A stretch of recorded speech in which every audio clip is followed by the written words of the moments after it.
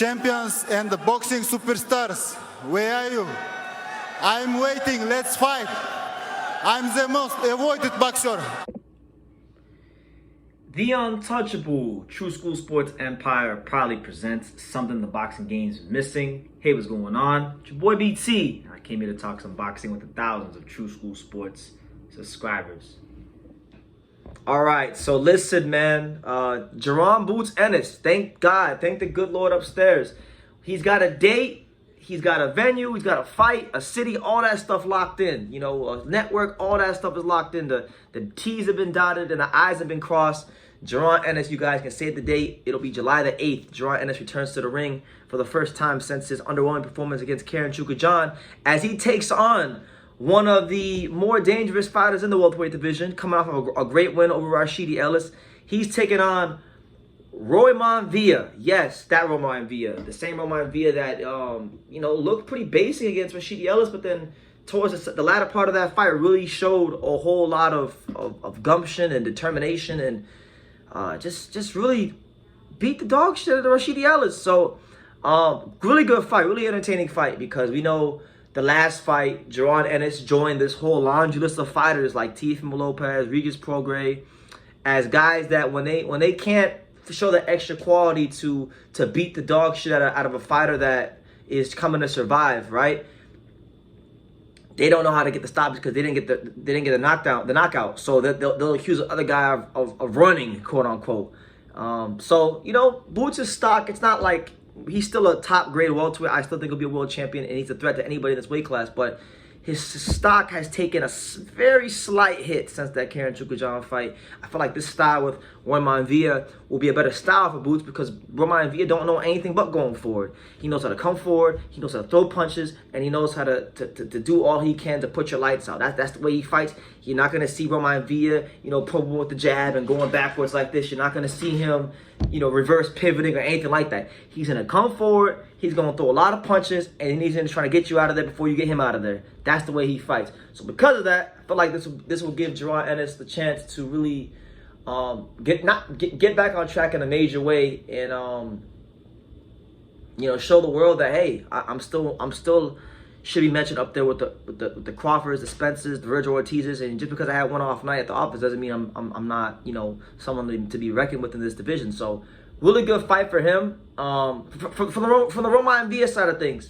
Listen, Roiman Villa, very interesting fighter. I remember watching Roiman Villa on Showbox. I remember when Villa fought Janelson Figueroa at the time when Janelson Figueroa was a highly touted prospect in boxing, and really beat the brakes off of Janelson Figueroa in an 8-rounder. And actually beat him to the point where he was spitting out his mouthpiece repeatedly. Won that fight. And then, obviously, most notably, he had the fight with Rashidi Ellis where he was getting clinically outboxed for the early part of the fight. And then, you saw how he came down the stretch. So my thing is this fight will be no different. We know Ennis, we've seen it in the past with Castillo, Clayton, and Delorme. Ennis can get early, he can definitely get early knockouts. But my thing is if Roiman Villa gets him to the second half of the fight, what kind of gas tank will Ennis have with a guy like Villa? Because Villa's a guy that we saw gets better as fights goes on.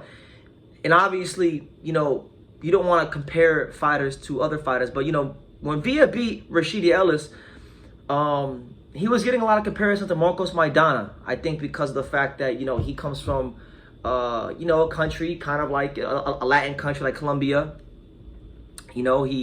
He's not, a fundamentally sound fighter, so to speak. He's not a guy that's going to be pretty and, textbook boxing. But, he has his way he fights. He's a big puncher. He's physically strong. He's coming in with a damn near 90% knockout ratio. It's very Maidana-esque in a sense, right?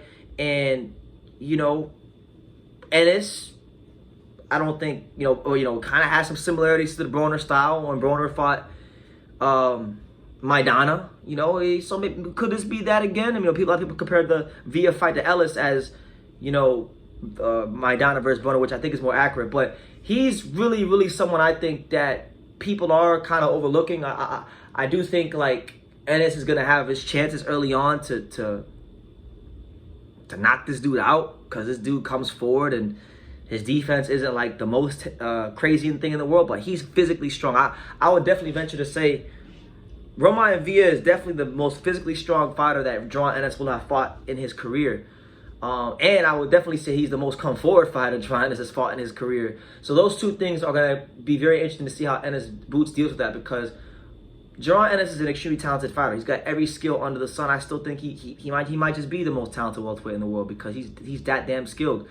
Orthodox, southpaw, inside, outside, he can do it all in the ring. And I think that's going to be put to the test here, because now he gets more of a bit of a different look. A bit of a different look here with a guy that's, let's just be honest, Villa is going to throw caution to the wind and try to beat up on Jaron Ennis. So I like that part of the fight. So there's that. If Ennis wins this fight, I mean, I'm not sure if this is like an eliminator fight or anything like that, but I'm gonna check it while I'm talking to you guys. But Boots. Hopefully Boots gets a title shot soon, because we know right now with the title picture at 147, we know Spence and Crawford are fighting on July 29th. They got a bilateral rematch clause, which basically means that whoever loses the fight can activate a rematch clause. So Spence and Crawford are gonna have this division tied up for like the rest of the year, straight up. The rest of the year they're gonna have it tied up. After all that, basically, looking at who Boots could potentially fight if he gets past Villa, he's in the IBF. So like, look, he beats Villa. Looking at guys like Cody Crowley, Mario Barrios, Jamal James. That's kind of the level I think he's gonna be fighting at. Those kind of guys. So if you're expecting Virgil or anything like that, I don't think that's gonna happen. But I think it should happen. I would like that. That's why we don't want it to happen. But listen, he's got to get past Roiman Villa. Villa has been the underdog on multiple occasions and has already shown the boxing world wrong. But obviously, Boots is a different class of fighter than Jaron Figueroa and even Rashidi Ellis. So we'll see how it goes there. But yeah. Let me know what you guys think, man. Jaron Ennis, Roiman Villa out there in New Jersey should be a fun fight. I think it'll be a fight where early on you probably see Boots. I think Boots probably hurt him. I think Boots will more likely hurt this guy early on, and I wouldn't be surprised if Boots gets him out of there within, let's say, 6 rounds. I think he's on a certain level, so I think he should be able to get him out of there by like 7 rounds. But this guy's strong. He's sturdyable. He's very sturdy. So this fight, I've been saying this for a long time. I hate when I say this, because every time I say this, Boots knocks somebody out in a round. But maybe. Chukwujan was the first guy to take him the distance, but I'm talking about, I want to see a guy taking the distance and fight him hard for 12 rounds.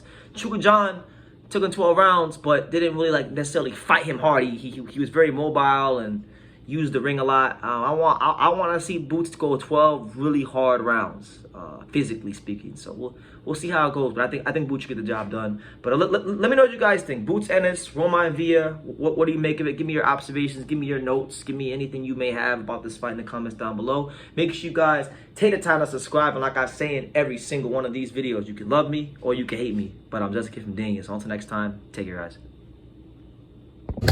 Thank you for watching another video on the untouchable True School Sports Empire. We're here at the Hatanaka Boxing Gym in Nagoya, Japan. And for more great videos just like this one, make sure you guys click right here.